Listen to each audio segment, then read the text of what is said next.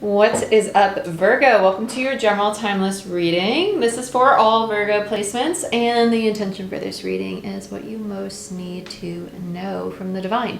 So let's check it out. I'm going to be using Revelations Tarot and Grand Lux Tarot. So if you want either of the tarot decks, that's what they look like. I typically get them off Amazon, so check it out. And let's get into it. Let's see what you most need to know. Right? Okay. Virgo, it's a crazy time for you right now. Even though these are timeless, the time that I'm recording it, we have 6 planets in retrograde, and you're being hit pretty hard. So let's see what's going on for you, Virgo. I heard frequency is key. I don't feel like that has to do with like vibrational frequency, actually. I feel like that has more to do with like how frequently you do something. Page of Wands in reverse and the Four of Wands in reverse. I heard subtle reversal. Page of Wands in reverse and the Four of Wands. I feel like there's a really big disconnect with this for some reason. Page of Wands in reverse and the Four. The Page of Wands to me, it feels like a lack of clarity. Pages to me are students. This is a Page of Wands is like I don't like saying it this way. Page of Wands to me is kind of like someone who knows how to play mind games. A page is someone who's really good at manipulation, and wands are manifestation energy. So this is someone who really knows how to manipulate energy really well. So they're really good at manifesting, but they're also really good at knowing how to talk a really good talk. And with the Four of Wands, it could be that they're trying to get a certain relationship or a certain foundation, but it's a faulty foundation. I feel like they're chasing something that they think they want. They really don't. This feels like more so like attachment. The Page of Wands is also like a wounded child energy to me. This feels more so like attachment to something than it is actually desiring this thing, this job, this home, this relationship, whatever it is.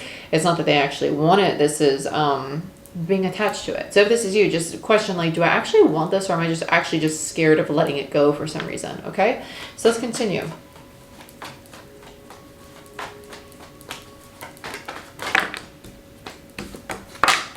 Yeah, Five of Cups in reverse. It's the card of mourning.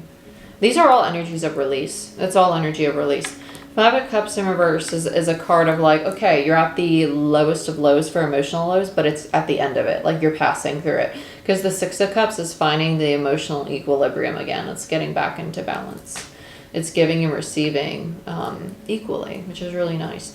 But the Five of Cups in reverse is like you're realizing, wait, like it's actually not that bad. Like I have 2 cups that are upright. Like everything's going to be fine, right? It's getting out of that mourning. Yeah, because then you have the Nine of Swords. I thought there was a card underneath that. The stress, the burden, the anxiety is fading away. Then you have the Hierophant. I feel like someone's, the Sun. I was about to say, I feel like this is someone having like the realization of like they're seeing the purpose behind all of this, what they're supposed to see about it all. And with the Hierophant here and the Sun, it's kind of like, oh, I get it now. Like I get why this happened this way. Like I see the purpose behind it all. Like they're getting the bigger picture. Knight of Swords in reverse. This is an interesting one. Knight of Swords. Knights in reverse to me are very scattered energy. When you have a Knight in reverse, Knights are the communicators in tarot. Knights are people, they're messengers, right? So they like to come in, but they don't stay. Knights are travelers. They come and they go, right? So it's non-committal energy, 1. The Knight of Swords is someone of communication, right? It's someone of action. In reverse, it's very impulsive. But it could also represent arguments. This particular knight feels like they're second guessing communication. This could be like, I want to say something, but should I say something? In retrograde season, at the time that I'm recording this is not the best time to impulsively communicate. This is definitely the time to think before saying something. And I feel like that's what this knight is doing. Like, should I say this? This feels like someone more so in review. So if you are on the teeter-totter of like, should I say something, and your emotions are getting the best of you, definitely sit more so in that holding the tongue kind of energy. Underneath it is the Page of Pentacles. Yeah, they're reviewing, they're reflecting. The Page of Pentacles is my reflector card. They do want to keep the peace with the Six of Swords. They want things to move out of a state of conflict. And it could even be potentially because they want a second chance, whether this be a job, whether it be a family situation or a romantic situation. With the Ace of Pentacles in reverse, though, that tells me that this new beginning hasn't yet materialized because they're still learning this lesson. This lesson has to be learned. I don't feel that they're at the Hierophant stage yet. They haven't learned the lesson. They haven't reached this form yet. They're still over here. So let's clarify. I'm using Revelations Tarot. I absolutely love this deck. I love it. Let's see what's going on for you guys. Virgo. I heard countless memories. This feels very close to home. I'll say it close to home. For some people, I feel like this is family. For others, I feel like it's something. It feels very familial. So if this is a romantic relationship, this could be a very long-term relationship or somebody you're either married to or may have considered marrying. Or it's a very serious relationship because it feels very close to home. Feels very close to home. This feels very like family, or like you've been friends with this person for a long time. It feels very close to home. It feels very close to home. It could also just be bringing up a lot of memories. Yeah, because as soon as I said that, I felt it go down my spine. And when I feel something go down my spine, to me, that not only represents like the vagus nerve, which tells me that it's triggering the inner child and like the ego and trauma. So like, I hate this label, but like karmic bonds, karmic isn't bad. It just means that you're being drawn to this relationship to do healing, to help your soul evolve. Karmic is not bad, okay? It's not bad. It's actually for your benefit. So stay in it, do your healing, and then when the time comes, you'll leave. Three of Cups. Yeah, soul tribe. Friends, family, close to home. There it is. That's what the Three of Cups is. It's the soul tribe card. It's family and friends and what's close to home. Page of Wands. Yeah, so that's done. That's all that was. It's just validation. It's close to home. Three of Cups. Yeah, that was it. There's nothing else here. This is wounded child. That's exactly what this is. It's just validation that what we just said is done. Okay, cool. So this relationship is meant to transpire this way. And that's what this lesson is about. It's to bring up whatever it is that you're experiencing right now so you could do the healing. That's good. Yeah, 9 of Wands. Yeah, it's wounded warrior. Wounded warrior energy. 9 minus the 4 gives you the 5 of Wands. Whatever drama, the 5 of Wands is the card of the ego. It's drama, it's ego, it's competition, it's power struggles.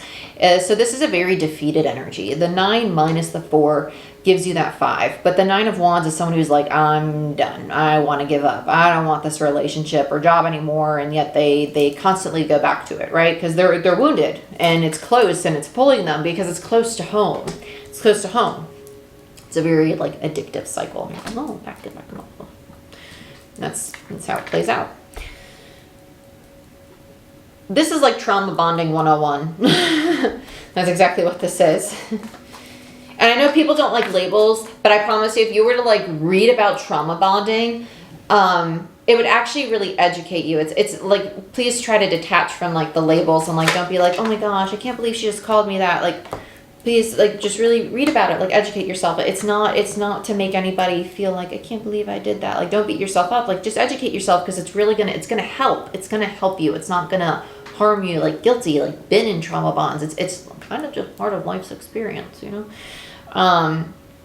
The 9 minus the 5 is the 4 of Cups, okay? So there was a sacrificial energy here. With the 9 of Cups, this is somebody who didn't know how to fulfill their own personal happiness. 9s represent the self, right? And the 5 is a lack of feeling fulfilled. It's emotionally not being fulfilled. It's a card of mourning. It's a card of sacrifice, right? It's a card of loss, like feeling emotionally lost, defeated, right? It's also, 5s are representing change, right? I don't want to be here anymore. I want change. And it's waiting for change, waiting for change. Then we have the Empress in reverse. The Empress in reverse represents codependency for me, right?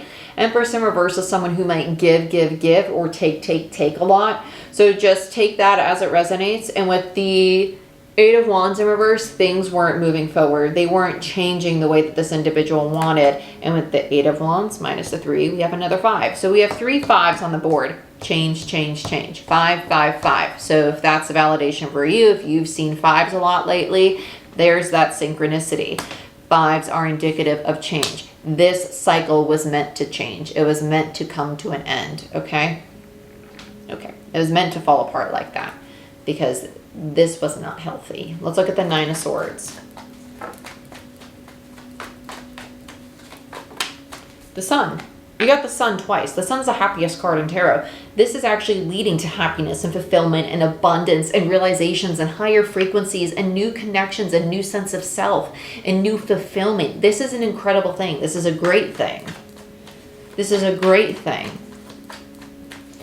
Let's see, what else is going on? Hierophant, the next 2 cards.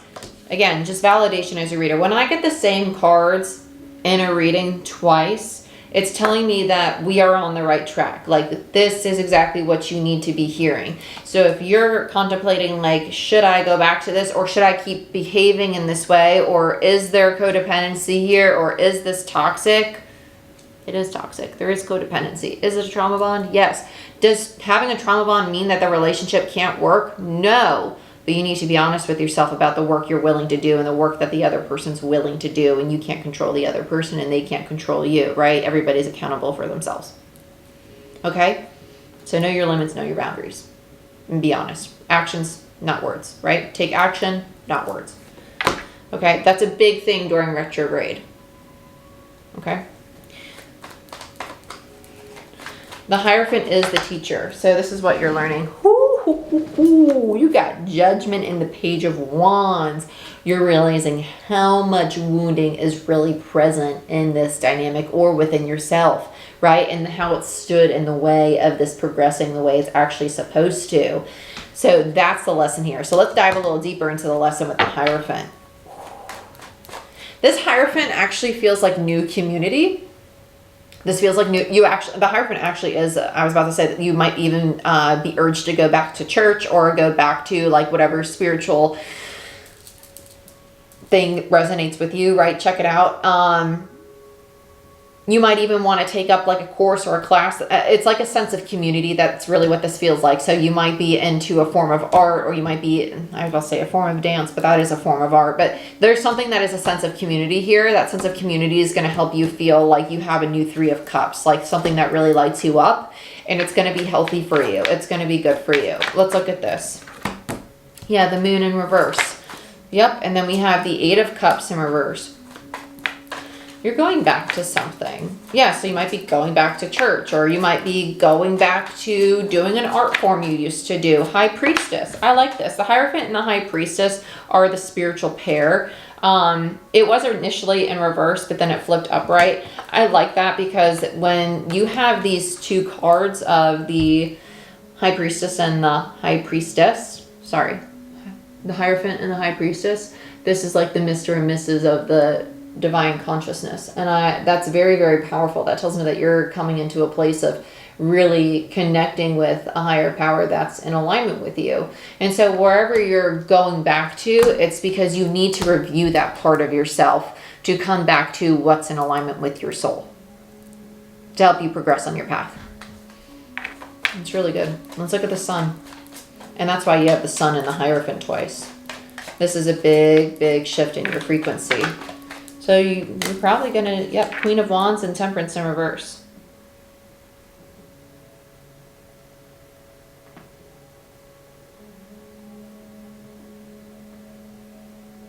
This feels like somebody else out of nowhere.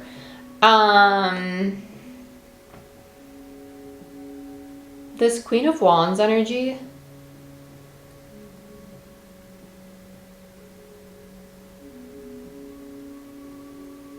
I feel like this is the feminine energy of this individual.